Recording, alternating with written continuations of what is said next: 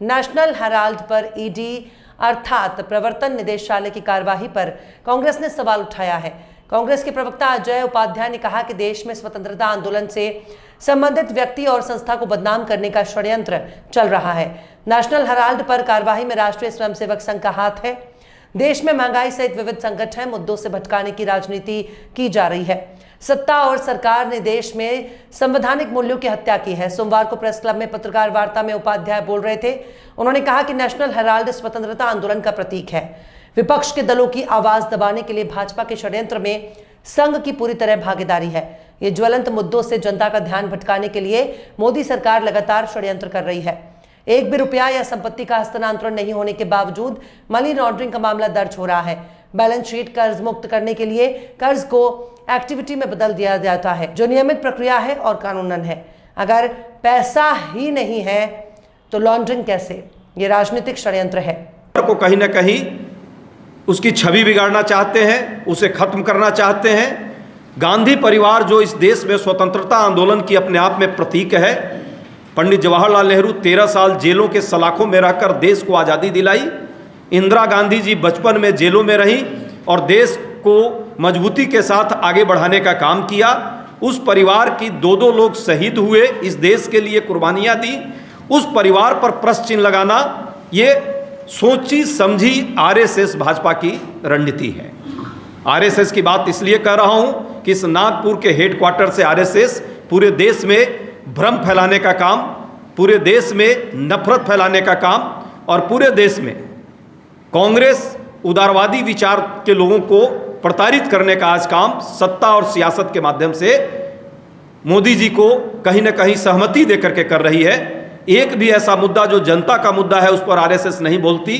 महंगाई क्यों बढ़ गया, अडानी और अंबानी जी की संपत्ति दिन दूनी रात चौगुनी क्यों बढ़ रही है, इस बेरोजगारी के कारण इस देश के लोगों की कमर नौजवानों की क्यों टूट रही है। पर जब भी भ्रम फैलाना होता है, झूठ फैलाना होता है या प्रधानमंत्री द्वारा जो एक प्रधानमंत्री प्रताड़ित योजना चलाई जा रही है, जो विपक्षी साथियों के छवि को बिगाड़ने के लिए, उनके छवि को धूमिल करने के लिए इस देश में प्रयास किया जा रहा है, उस पर आरएसएस अपनी मौन सहमति देती है।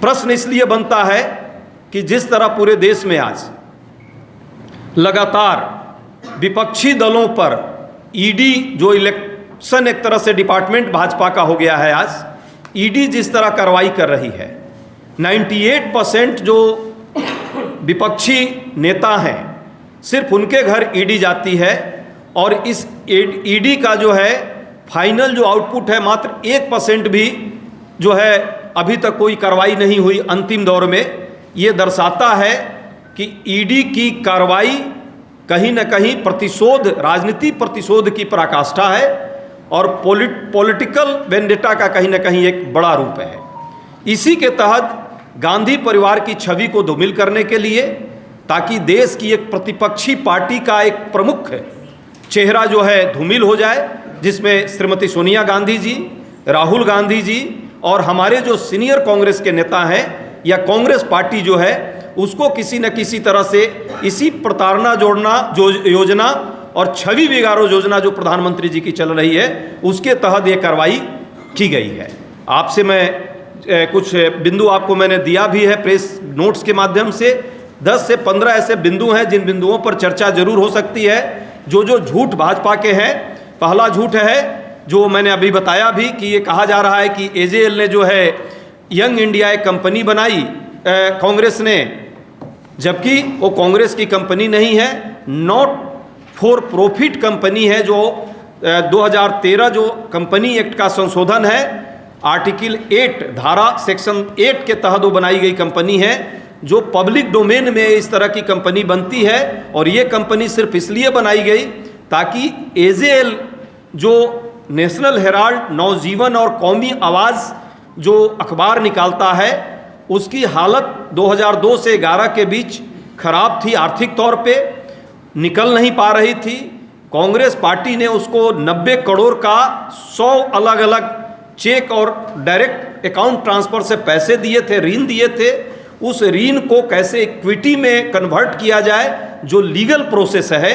समान परिस्थिति में ये होता है और उसी के तहत एक कंपनी जो है एक फॉर्म की गई थी।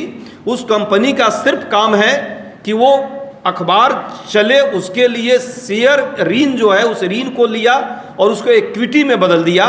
जितने एजेएल के प्रॉपर्टी है उस एजेएल की प्रॉपर्टी का 1 रुपया भी, एक तो ना यंग इंडिया में गया है, न यंग इंडिया उसको ले सकती है।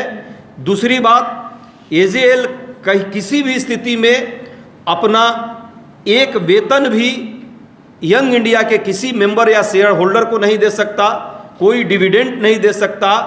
इसलिए नहीं दे सकता कि company he not for profit है और वो प्रॉफिट के लिए कंपनी नहीं बनाई गई। जो झूठ फैलाया जा रहा है कि गांधी परिवार इसको कब्जा करना चाहता था, यदि गांधी परिवार कब्जा करना चाहता तो वो धारा 8 जो है 2013 का कंपनी एक्ट का जो संशोधन है उसके तहत नॉट फॉर प्रॉफिट कंपनी न बना करके बहुत सारी कंपनियां, जैसे बाबा रामदेव जो रुचि को उन्होंने टेक ओवर किया, उससे पहले जो कंपनी रही, बहुत सारे ऐसी कंपनियां बनती हैं, वैसी बनाई जाती। तो ये सरेआम झूठ फैलाने का, एक भ्रम फैलाने का, छवि बिगाड़ने का काम जो प्रधानमंत्री जी और अमित शाह जी के द्वारा किया जा रहा है और आरएसएस के लोग मुख्य दर्शक बन करके मौन सहमति दे रहे हैं इस पूरे मुद्दे पर, ताकि देश में जो प्रतिपक्षी दल हैं उनके साथ कहीं ना कहीं उनकी छवि बिगाड़ी जाए और जनता में भ्रम एक क्रिएट किया जाए। और मुद्दा जो मूल है महंगाई बेरोजगारी का, देश में जिस तरह से लगातार जो है आर्थिक विपन्नता बढ़ रही है, कर्ज जो इस देश में मोदी जी के 11 साल के राज में 4 गुना बढ़ गया है।